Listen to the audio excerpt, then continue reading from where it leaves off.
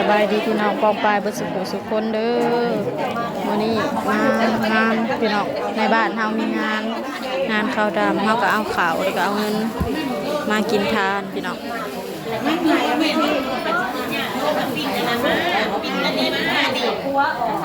ปิดอันนี้มาหน่อย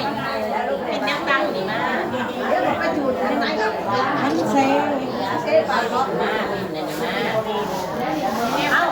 ล้างกันออกแล้วลูกล้างเลย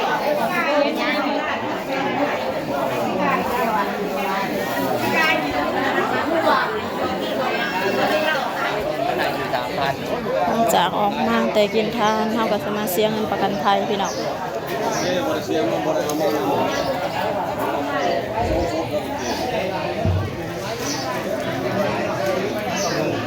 เสียเงินประกันภัยซอยเรือกันแต่ละเฮือนเพราะว่าเราจะมีประกันภัยในหมู่บ้านเฮาถ้าว่าเฮือนใดเกิดเหตุฉุกเฉินมาเป็นงานจังซี่เฮาก็พร้อมหน้าเพียงตากันมาช่วยงานแล้วก็มาเสียเงินช่วยเหลือกันพี่น้องประกันภัยภายในหมู่บ้านเฮาเอง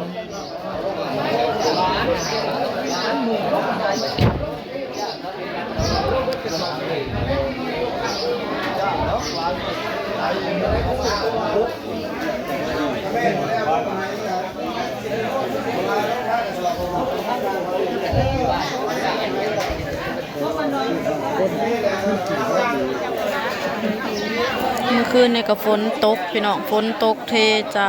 ากตอนขอนสีแจงนี่แหละแบบร่มแบบที่แบบเมาเลยนี่นะมึงนี่ได้หน่อยมันดีนะดีเห็นแต่ตายมันมียาเนาะมันจะรู้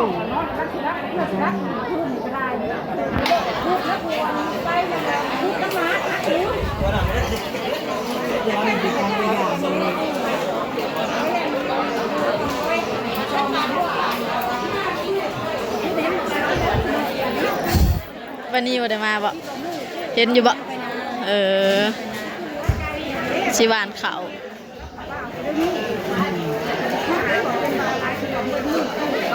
เนี่ยสิยิ้มแต่จ้า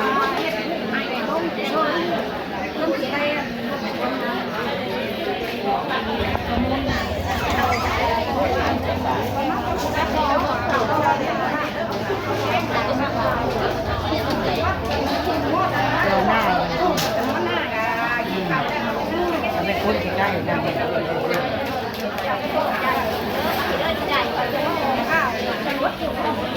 ข้างนั้น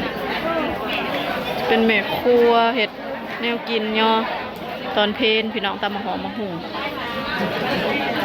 เห็ดอยู่เห็ดกินซอยกันตอนนี้เขาเจ้าคือสิเกียมทุกอย่างแล้วเบิดเลยแหละเพราะเฮามาสวยเด้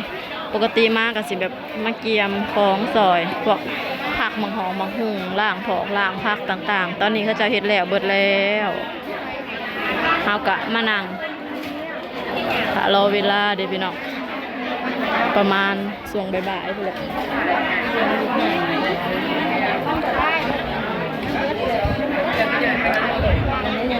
มาอบอุ่นมาซอยเบียกซอยงานสาวบ้านเฮาถ้าเป็นเบียกเป็นงานจังสิฝนกระตกคุมือ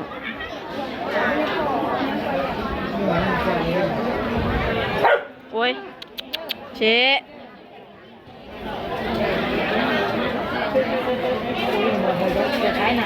จะมีเงินประกันภัยเป็นนับเป็นหัวคนพี่น้อง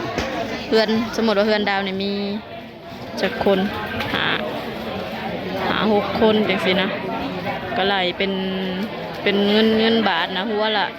40 บาทเงินกีบแม่น25,000 กีบแล้วก็จะมีน้ำ1 แพ็คระหว่างเฮือน1หลังคาเฮือน1มีน้ำมาซอยน้ำพี่น้องเสียเงินประกันภัยแล้วก็มีน้ำหลังคาละ1 แพ็คเพราะว่าคือเป็นเวียกเป็นงานจังซี่ก็คือใส่น้ำตุกน้อยจังซี่นะเทลงทางเลยแบบกินสะดวกสบายในการกินในการเก็บการเมียนบรรยากาศก็ครึ้มพี่น้องเอ้ยยังบ่มีแดดเลยมื้อนี้ยังบ่มีแสงแดดเลย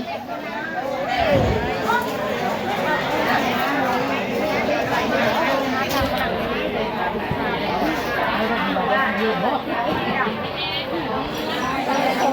กับปนีฮักกะมา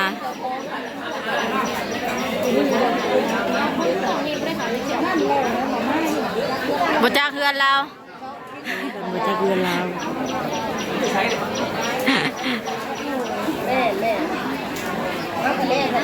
เออเขาไปโลด ตัวไม่ใช่บ้านประจานไม่ใช่ผมเต็มผู้ไม่ใช่บ้านประจานผู้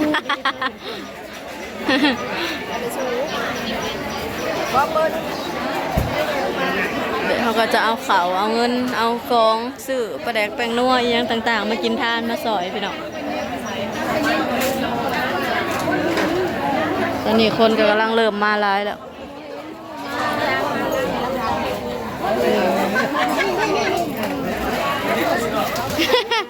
ไปแม่ครัว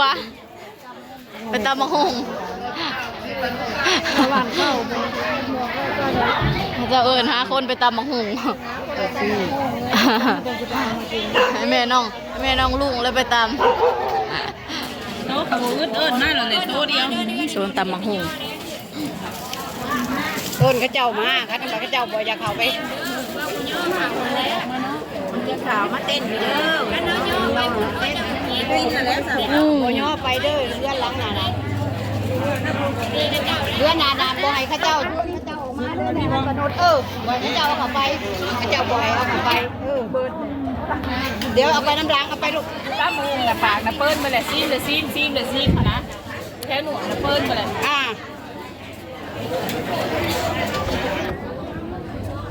มันชิมแล้วบ่แห้งแล้วบ่อ่ะบ่แซ่บๆแล้วนี่เขาไปอยู่ใกล้โคงกับหู เอาไปกระซีมบ่ เอามาได้กระซิม สมหวานแซ่บโลด บ่โดยบ่จ้า ครบเครื่องพอแล้วพอแล้ว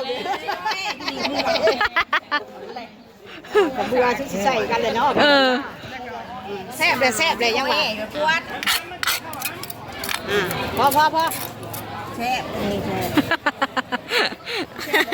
ต่อไปบ่ ต เปลี่ยนโต๊ะในแขนมันเก่ามันเป็นแบบว่าเหือนะจ๊ะ ำเริ่มย่อเขาเลยพี่น้องเอ้ยอาหารรักเขาก็มีอย่างเขาเจ้าต้มซีนต้มเนื้อลาบเนื้อ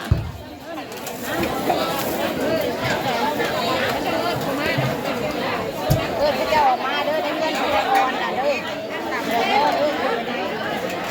เขาเจ้าออกมาเลยดิ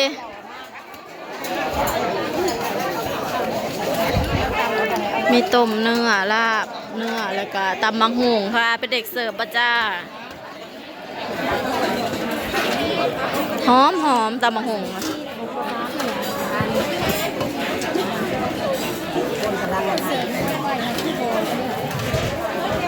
ทางนั้นก็ตักแนวกิน